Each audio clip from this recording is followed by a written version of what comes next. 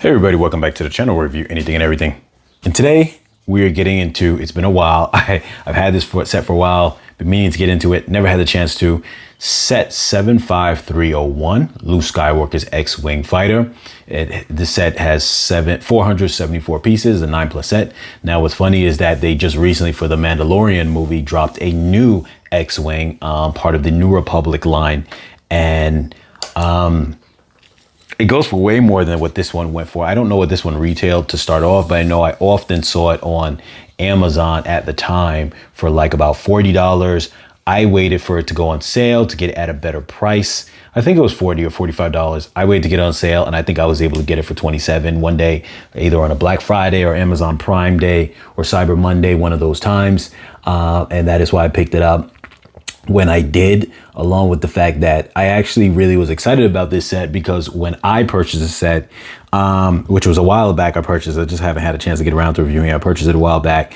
One, I enjoyed the figures that it comes with. Obviously, this is from the original trilogy, and you've got Luke, you got Princess Leia, you got General Dodonna, and you have R2-D2, who is in like every set.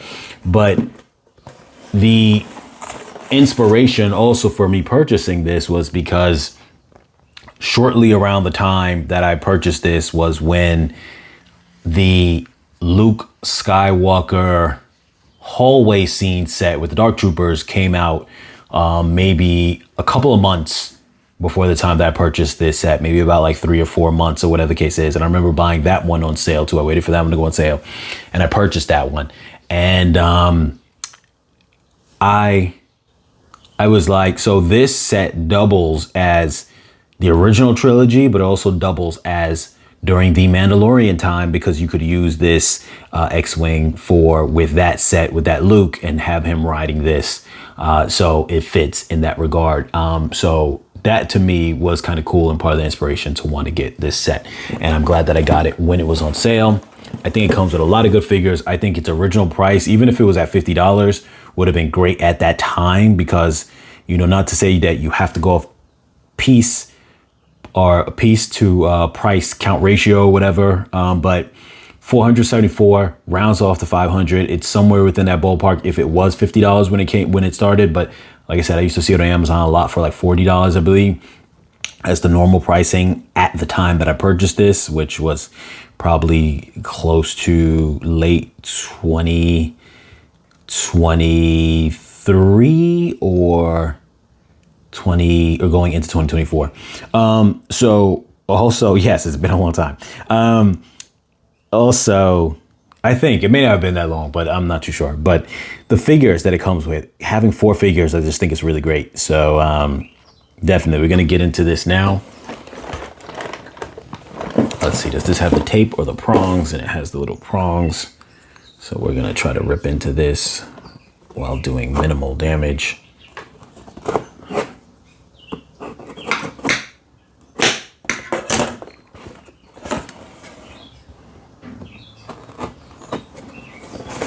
I think I'm just gonna, a lot of times when these boxes are old, I find that trying to rip into these parts doesn't work as good. Sometimes when I just try to cut it with the knife, I cause more damage than just ripping it out like this. So, yeah.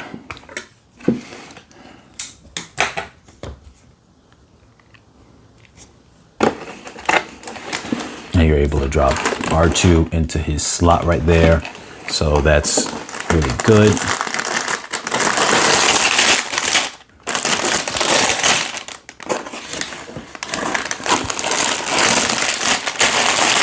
I don't know at the time how good this ship would have been for army building, but speaking of ships that you're able to drop the droid in, actually the ship I'm about to say, I don't think you drop a droid. I think it just has the head on the wing area, but the Obi-Wan Delta 7 Jedi starship is a starfighter, is one that I recommend right now for army building, because right now it's on Amazon for $25. And yes, even though that is the previous generation of ships, meaning that was in the prequel era, it's definitely, if someone wants to army build with that, it would not be a bad option. This is no longer available anymore, even though I'm going to have put the link in the description anyway for Amazon. It's probably extremely high price now because of that, but it is probably the last, it was, if I'm not, no, it wasn't. I was going to say the last generation of X-Wing that looked like the traditional colors, but that in fact went to the set that was part of the Rebuild the Galaxy, and you could switch it out with the TIE Fighter. So this has 4 bags. It's got stickers. And we got their instruction book right here. So we're gonna get into that and we'll be back with the finished build.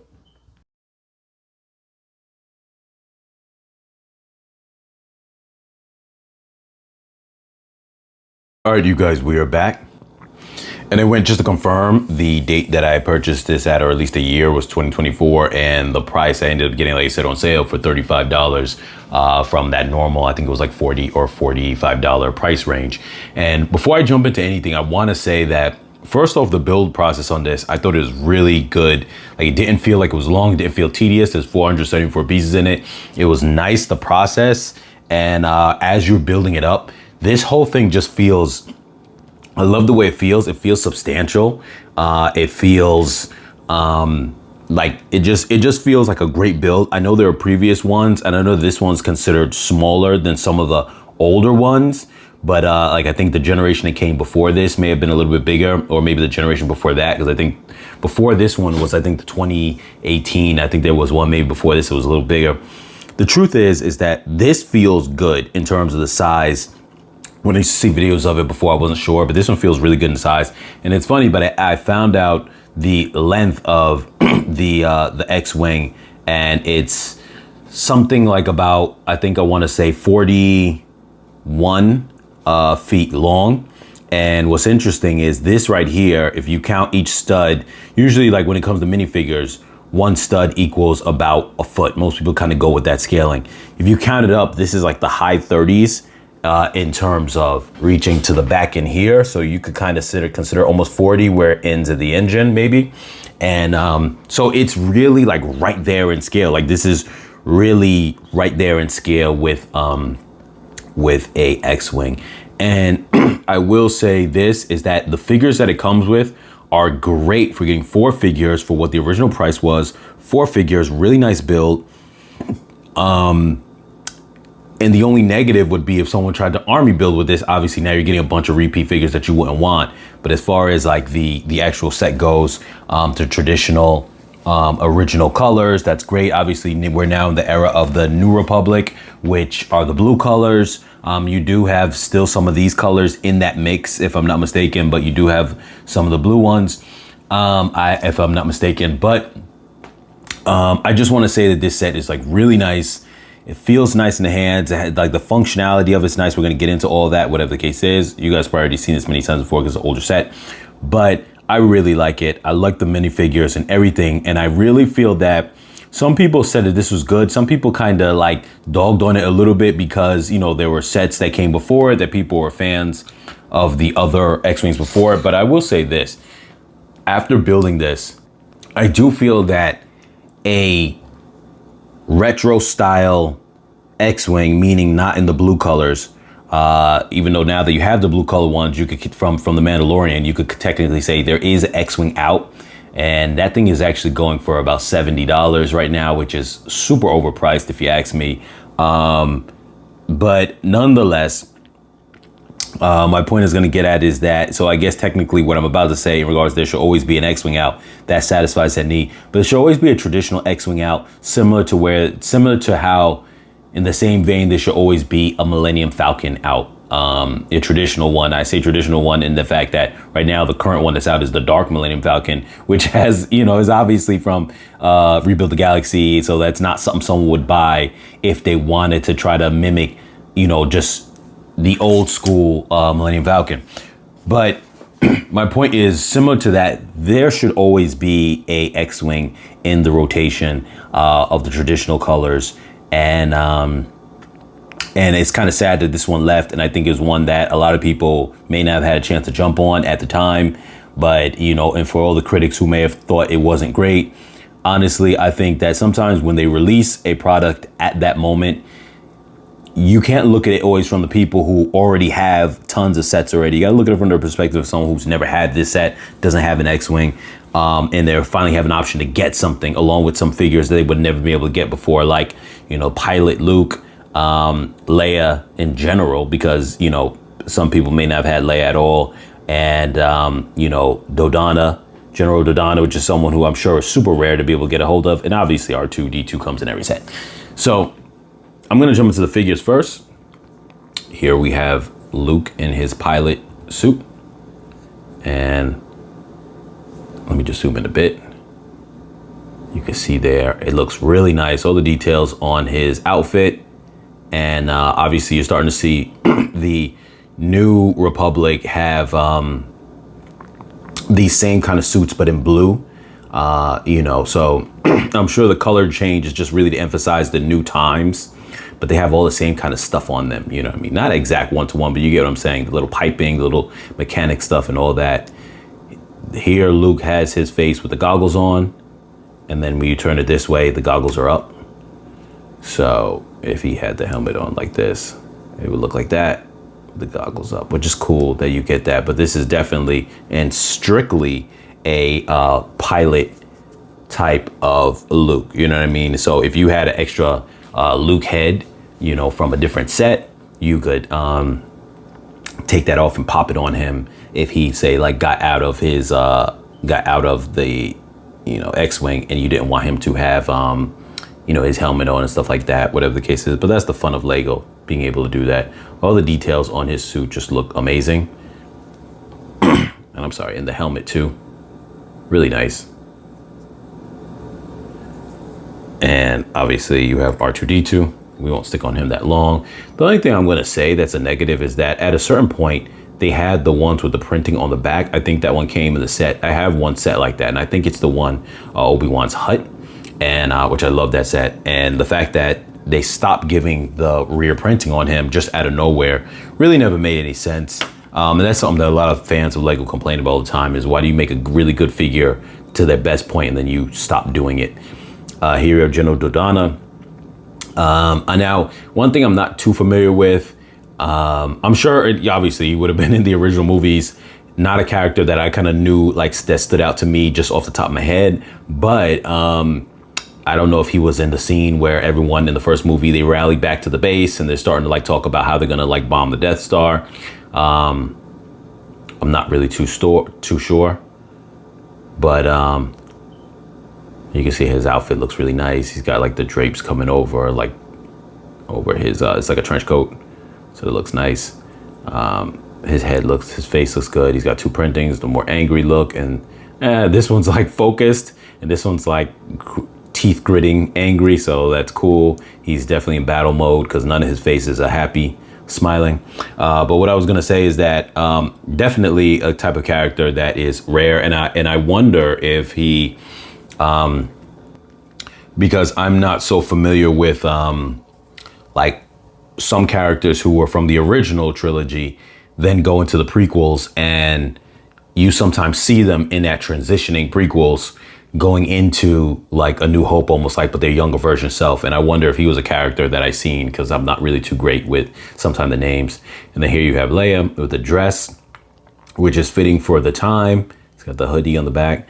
You can see these have almost like a rainbow tint to those little circles on her belt, which is kind of cool. When you hit the light right, they look almost red and pinkish. There she goes with her face. She got the smile face, and then the more grin in battle mode, which is nice. She has a little blaster. Her traditional hair. Now, you wouldn't really be able to put this body with like some like pants. It just wouldn't probably go right, like just some regular like white leg pants. I don't know. You could if you didn't have, but if you had a full body, different body, you want to change her up, you could always do that too and just put the head on a different body. So that's one thing that's great about, like I said, once again with Lego, and having those abilities and those options. You have a couple of spare pieces here, including a gun here, which I didn't put in anyone's hand, but that could go into Luke's hand. I'm gonna move those to the side and get into this ship right here.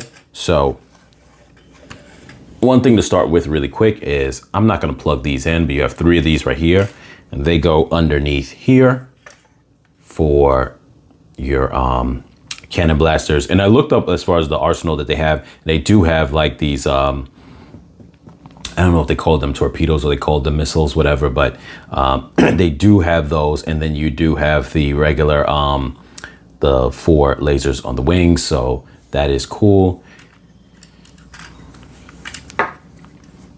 Now this also has, matter of fact, I'm going to change up the camera angle a little bit. All right, this way I can hold this up and you guys can see this a little better. So underneath we got landing gear. Now these stay here, and this one can move, but there's like, I don't think, does it move? Or am I mistaken? No, it doesn't move.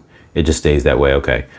You could remove it, but I don't think there's a point in that. And I think when landing gear is like decently, let me just make sure that's pressed down good. Decently kind of low profile to where even when it's out, it doesn't hinder anything. That's usually not too bad. So that's cool. And it has this kind of floppiness to it.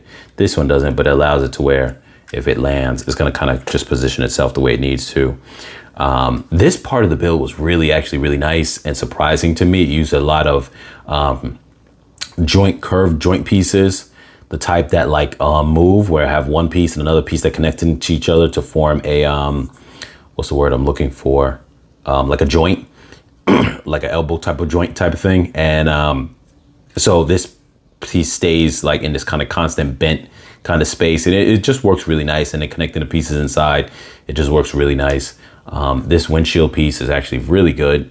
And, you know, it comes with a couple different sets and stuff like that, but it's really good. They give you a lot of space inside here for the cockpit, which is really nice. Just a basic control on it, nothing too fancy, but that's fine. I think that's all you need. Some people get very nitpicky about, you know, wanting like more stuff going on sometime. Oh, the cockpit needs this and that, blah, blah. But, you know, I don't think that that's usually the case, that you need all that. So here, put Luke inside.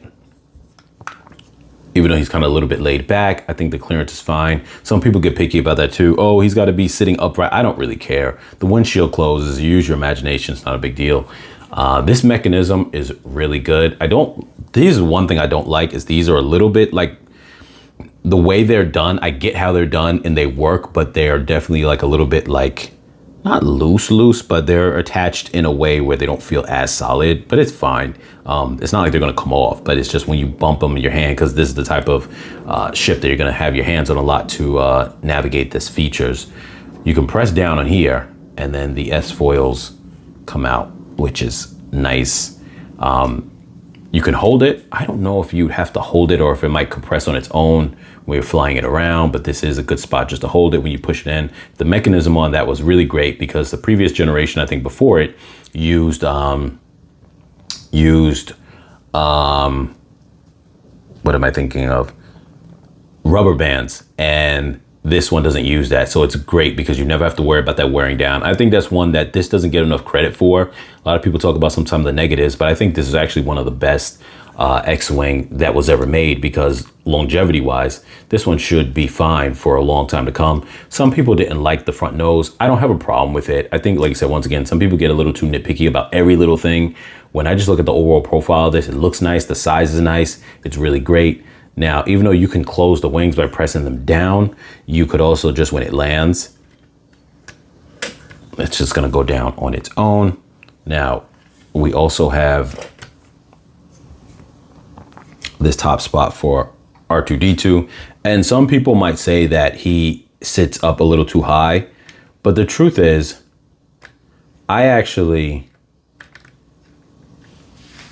prefer that as long as you can fit that character in it completely, which this is a tight squeeze. Actually, you got to make sure his legs are lined up exactly and his stomach is lined up exactly.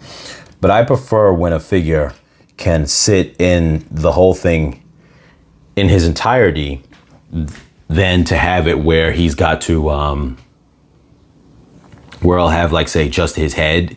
Because some are like that, where you got to pull the head off and attach the head to a space to simulate that his body is entirely in it. I prefer this for the purpose of play. It just makes it easier. Some people don't like the look of it, but once again, I think people get too nitpicky over Lego, where it becomes like, oh, it's not flush enough. It's not, it's just a toy. It's not a big deal. It's not the end of the world. Here you have a space where I guess that's where you could hold Luke's lightsaber, but I feel that, let's see, does it go in there? No. So I don't know if that's just for the blade. The blade, will the blade fit in there? No, it won't. I don't know why they did that. So they just have those prongs there, but they don't really fit really anything. I mean, yeah, they don't really fit anything. So I'm not really too sure. Now, if I turned them around to face the other way, these prongs would actually be able to fit the gun blaster inside there, but I'm not really too sure. I guess they're just there for decoration. I didn't know if that was to hold anything.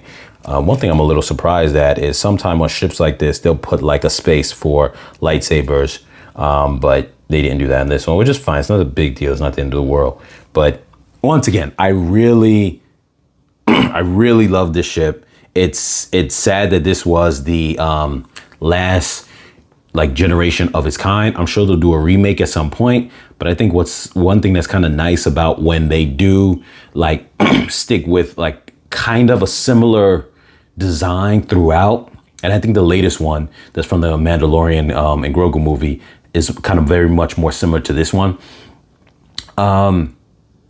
What's nice about that is that if you were to be able to army build that, you know, as far as just ship army building, we'll say that it's a similar design, which is great. But I honestly would say that it would be really nice if they actually came out with generic, and this goes across the board with Star Wars in general, if they came out with like generic, you know, sets that you can army build with. So say like an affordable X-Wing that doesn't have all these minifigures. Maybe at this point, I know the prices have gone up, but say if it's like this same, you know, kind of build, maybe $50. You know, because now, as like I said, the price has gone up so much that you're not going to get cheaper than that, because the new one currently is $70, and I think that comes, I'm not sure if that comes with 3 figures, whatever the case is. But say it was $50 and it came with 1 figure and it's just generic pilot. That's it. That would be great for just army building, because then you'd be like, cool, like I just got generic pilot and that's it, and I can just army build. And they never really seem to have done that for like good guys. They'll do that for the bad guys. We got stormtroopers, but they never do that for the good guys. And I think it would have been good that they start doing that for the good guys. But anyway, I know this video has been long. Link to in the description for you guys to purchase this on Amazon. But the truth is I went to check to see what the current price is, and it's very high. It's over $100. So this is probably not the one you want to buy, or wait until there's a new one that's available. Like I said, they do have the one that is from the time of this recording of this video, Grogu and Mandalorian set, which is part of the New Republic, but that is blue. And so obviously if you're getting that for that time frame, even though these colors do exist in that time frame, which the Mandalorian is about, I want to say is ballpark, I looked at it before, I might be off, but it's about like, I want to say 5 years from the time of the last of the original trilogy, about 5 years after that. And somewhere in that ballpark range, somewhere between 3 and 5 years, but I think it's 5 years after that. And yeah, so it, you know, you do have these colors, but you also have, you know, the blue colors that exist in that time frame. So getting the blue one is cool, but it's not going to be able to serve a double purpose. But, you know, maybe they will come out with a new one soon that has the original colors. So yeah, you guys. Anyway, as always, you guys like, share, comment, subscribe, and I'll catch you guys in the next video.